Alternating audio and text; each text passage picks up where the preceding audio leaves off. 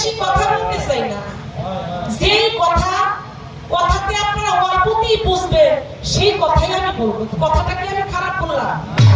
আপনি নবুয়ত করেন, আপনি নবুয়তে থাকেন, আপনি বলেছেন যে নবুয়তের যিনি নবী তিনি আমাদের পারের কান্ডারি। হ্যাঁ, তিনি আমাদের পারের কান্ডারি, তিনি আমাদের সুপারিশকারী, তিনি আমাদের পারের মাঝি।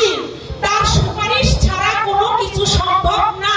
আমরা মানি, আমরা মানি না? আমরা যারা তরিকা করি এইগুলা কিন্তু ভাই আমরা বেশি মানি। আমরা নবী যারা আমরা তরিকা করি, যারা আমরা ফকিরি করি, যারা আমরা মারফত করি, আমরা নবীকে কিন্তু বেশি মানি। এই কথা বলা যাবে না যারা আমরা তরিকা করি আমরা নবুয়ত মানি না, নবীকে মানি না। নাউজুবিল্লাহ, এই কথা বলা যাবে না। কারণ নবী ছাড়া কিছুই না।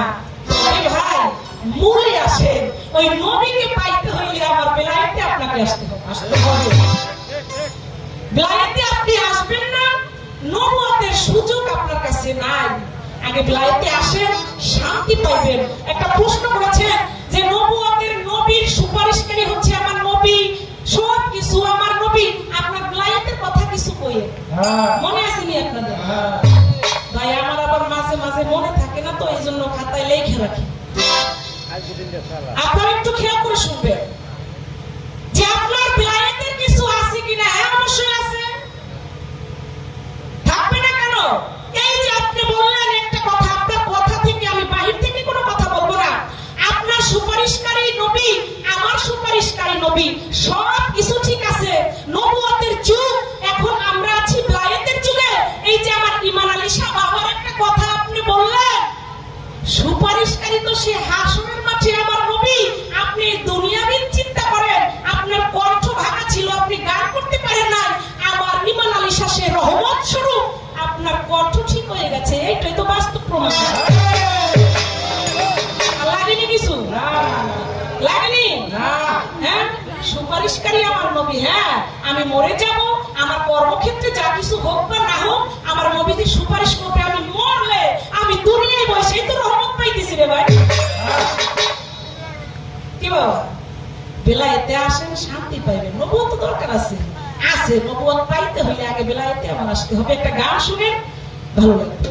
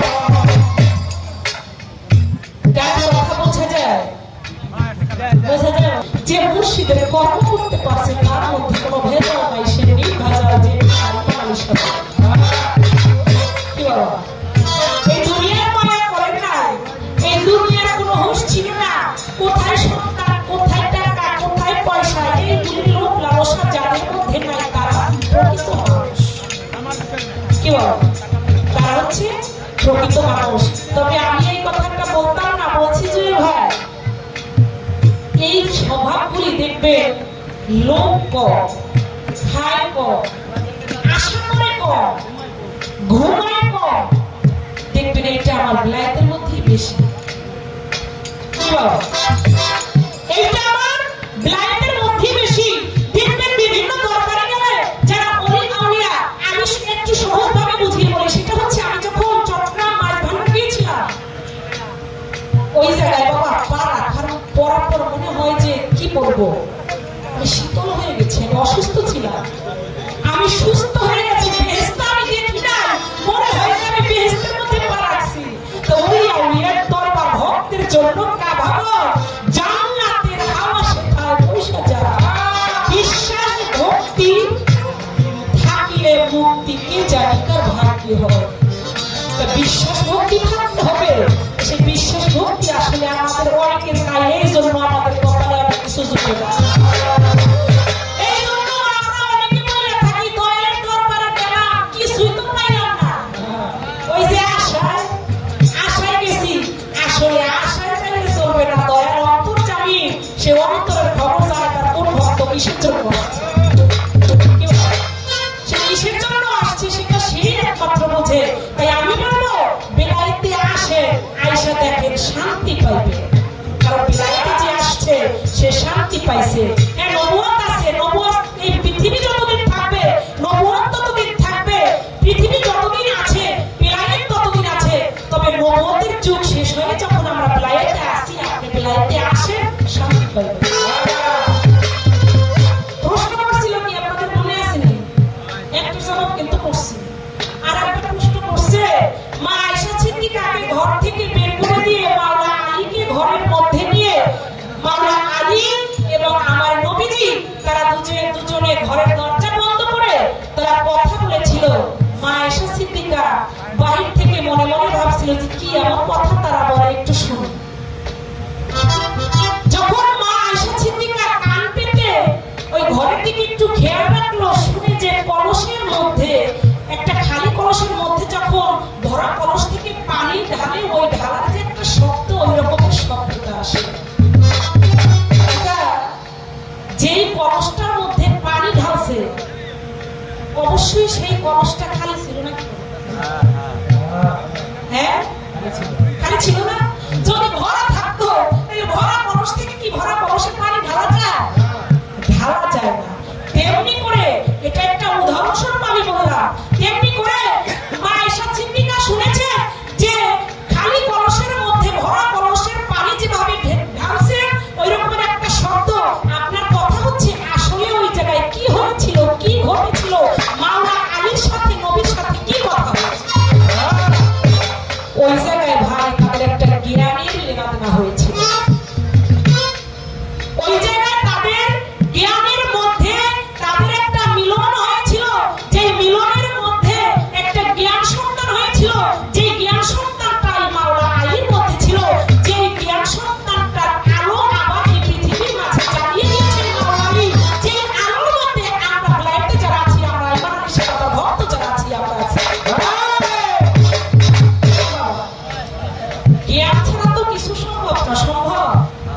সম্ভব যেমনি করে আমরা বিলাইতের ফকির যারা আছে তারা বলি কি বলি, ভক্তরা তারা বলি কি বলি, যে গুরুর জিহ্বা হচ্ছে লিঙ্গ, ভক্তের কর্ণ হচ্ছে চুনি।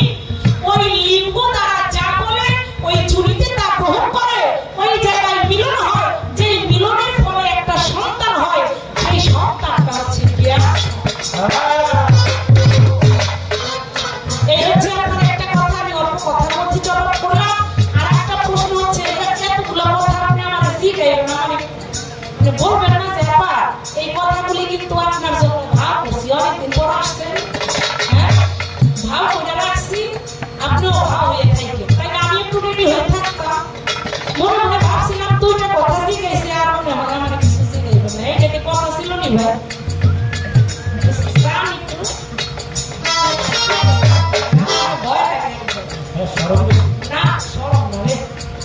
তবে সত্য কথা কি, জুয়েল সরকার ভাই সে খুব একজন ভালো মানুষ, আমার খুব ভালো ভালোবাসে, আমিও তাকে খুব ভালোবাসি।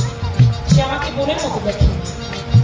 তার সাকুতো পায়। এই জায়গা থেকে একটা ফোন আসছিল আমার কাছে, বলে যে জুয়েল সরকার সাহেবের সাথে গান আপনারা কেউ ভালো। তারপর সে বলছে যে সেও আপনার ভালো বলছে। ভালো সে আর একজন ভালো বলে, কি বলো? যে ভালো না সে আর একজনেরও ভালো বলতে পারে না। তার কথা ছিল যে বিলায়েতের একজন ওলি সে 6 ব্যক্তিকে কোরআনের একটা সূরা দান করেছিল, যে সূরা থেকে একটা বস্তু হয়েছিল। আসলে ওই জায়গায় ঘটনাটা হয়েছিল কি, কোরআনের সূরাটা কি, ওলির নাম কি, বস্তুটা যে হয়েছিল এত ভাগ করে তারপরও কমে না, কমই না। 7-8 দিন ভাগ করছে তারপরও ভাগ বেরোয় গেছে, কমতেছে। আচ্ছা ভাই, এত পেঁয়াজ না দিয়ে প্রশ্নটা তো আপনি সহজ ভাবেই করলে, হ্যাঁ? দেখেন তাইলে আমার বিলায়েতের ওলির পাওয়ারটা কি একটু বুঝেন যে আমার বিলায়েতের ওলির পাওয়ার কি। কোরআন থেকে একটা সূরা 6 জনকে দিল, ওই একটা সূরায় যে বরকত হয়েছে 7 দিন ভাগ করছে 6 জন মানুষ, তার বরকত কমে নাই। তাইলে দেখেন আমার বিলায়েতের ওলির পাওয়ার। আর কিছু লাগেনি, এসব লাগে লাগে সবার লাগে। তাইলে সেই ওলিকে, সেই ওলি হচ্ছে কোরআনের কোন সূরা?